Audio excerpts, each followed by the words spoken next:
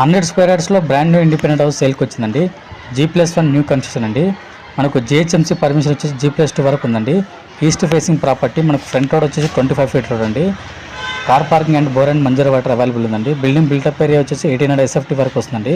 Ground ఫ్లోర్లో 1 BHK and 1 single room అండి. మనకు ఈ హౌస్ వచ్చేసి ఫుల్ వెంటిలేషన్లో ఉంటుందండి.